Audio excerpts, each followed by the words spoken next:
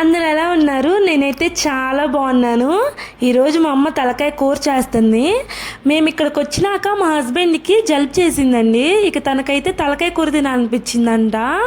ఇక నేను చేద్దామా అని నాకైతే ఈ తలకాయ కూర ఇవన్నీ రావండి. నేను ఇప్పుడిప్పుడే నేర్చుకుంటున్నా కదా.